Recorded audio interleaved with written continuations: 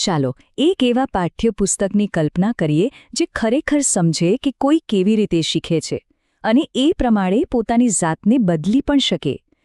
તો આજે આપણે એક એવા જ ટૂલને ઊંડાણપૂર્વક જોવાના છીએ જે આ કલ્પનાને હકીકતમાં બદલી રહ્યું છે. એક એવું ટૂલ જે આપણને સ્થિર પાનાઓમાંથી બહાર કાઢીને એકદમ ડાયનામિક લર્નિંગ એક્સપિરિયન્સ આપે છે. હવે જુઓ, ભલે શિક્ષક હોય કે વિદ્યાર્થી, આજકાલ માહિતીનો એટલો બધો ઢગલો થઈ ગયો છે કે ક્યારેક તો માથું દુખવા લાગે, ખરો ને? કેટલી વાર એવું બન્યું છે કે કોઈ એક નાનકડી માહિતી શોધવા માટે કલાકો સુધી ફાઇલો અને ડોક્યુમેન્ટ્સ ફંફોસવા પડ્યા હોય. આ તો લગભગ રોજની વાત છે.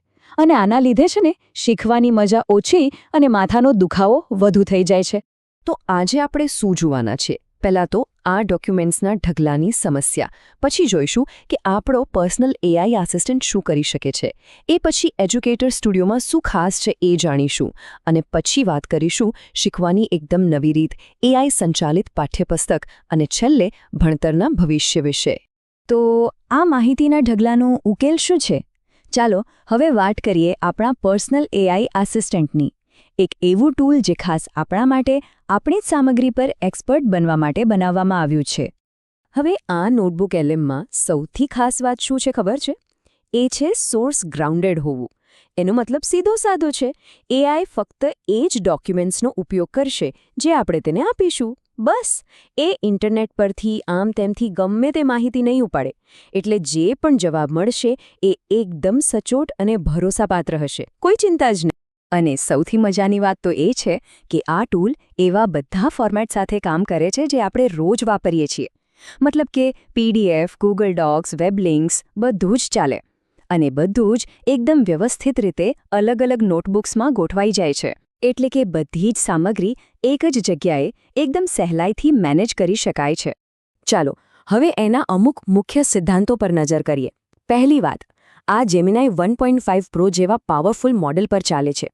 બીજું, અને આ બહુ જ અગત્યનું છે, પ્રાઇવસી. આપણો ડેટા મોડેલને ટ્રેન કરવા માટે બિલકુલ વપરાતો નથી, એટલે બધું સિક્યોર છે.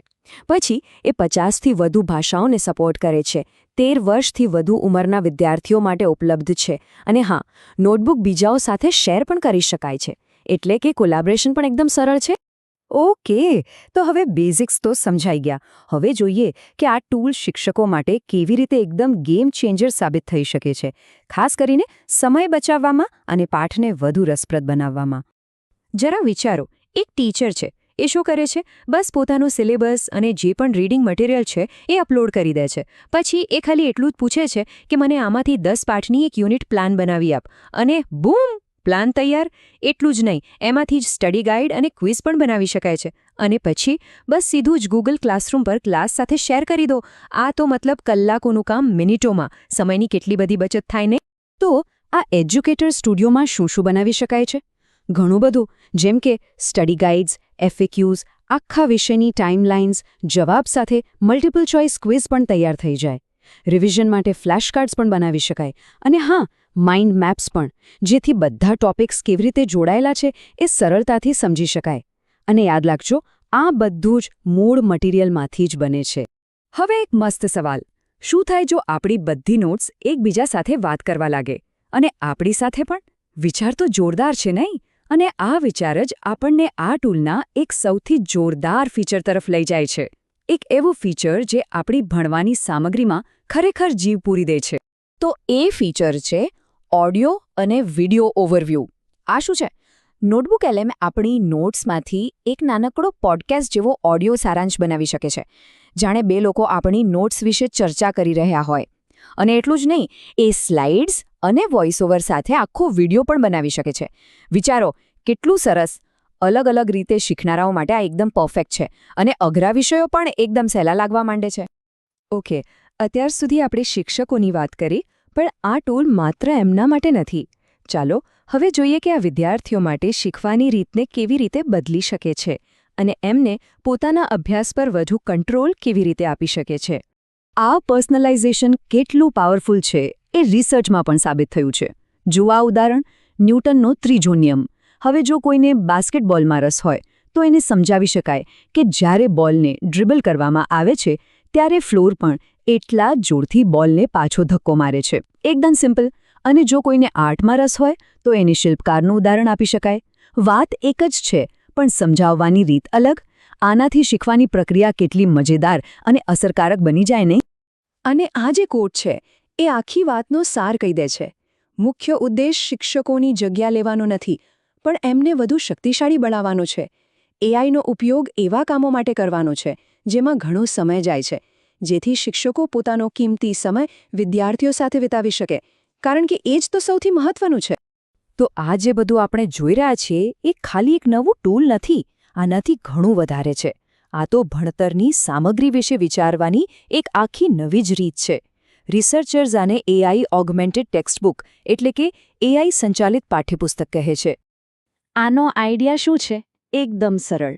કોઈ પણ સામાન્ય પાઠ્યપુસ્તક લો જે બધા માટે એક સરખું હોય છે, અને એને એક ઇન્ટરેક્ટિવ મલ્ટી ફોર્મેટ અનુભવમાં બદલી નાખો. એક એવો અનુભવ જે દરેક શીખનારની જરૂરિયાત પ્રમાણે બદલાઈ શકે. મતલબ કે મૂળ સામગ્રી એ જ રહે, પણ એને સમજવાની રીતો અનેક હોય. ઓકે, આ બધું સાંભળવામાં તો બહુ જ સારું લાગે છે, પણ સવાલ એ છે કે શું આ નવી રીત ખરેખર કામ કરે છે? શું એ જૂની રીતો કરતાં સારી છે? આ જાણવા માટે હમણાં જ એક સ્ટડી કરવામાં આવી. ચાલો જોઈએ કે એના પરિણામો શું કહે છે. અને પરિણામો સાચી ચોંકાવનારા હતા. જે વિદ્યાર્થીઓએ આ નવી એઆઈ સિસ્ટમનો ઉપયોગ કર્યો હતો, એમના સ્કોર્સ સામાન્ય ડિજિટલ રીડર વાપરનારા વિદ્યાર્થીઓ કરતાં ઘણા વધારે હતા. અને આ ખાલી તરત લીધેલી ટેસ્ટમાં જ નહીં, પણ લાંબા સમયે પણ એમની યાદશક્તિ અને સમજણ વધુ સારી હતી. આ બહુ મોટી વાત છે. પણ વાત ખાલી ટેસ્ટના માર્ક્સની નથી. જ્યારે વિદ્યાર્થીઓને પૂછવામાં આવ્યું ત્યારે શું થયું? જેમણે એઆઈ સિસ્ટમ વાપરી હતી એમાંથી મોટાભાગના વિદ્યાર્થીઓએ કહ્યું કે હા, આ ટૂલથી અમને ભણવામાં ખરેખર મદદ મળી. આ બતાવે છે કે એમને ખુદને પણ આ અનુભવ વધુ સારો લાગ્યો. તો આ બધી વાતો પરથી આપણે શું તારણ કાઢી શકીએ? ભણતરના ભવિષ્ય માટે આનો શું અર્થ છે? આપણે ખરેખર ભણતરની એક આખી ઉત્ક્રાંતિ જોઈ રહ્યા છીએ. પહેલાં શું હતું? સ્થિર પાઠ્યપુસ્તકો અને ડોક્યુમેન્ટ્સના ઢગલા.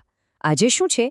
એક પર્સનલ એઆઈ આસિસ્ટન્ટ જે આપણને સારાંશ આપે છે, સમજાવે છે અને નવી વસ્તુઓ બનાવે છે. અને ભવિષ્ય શું છે?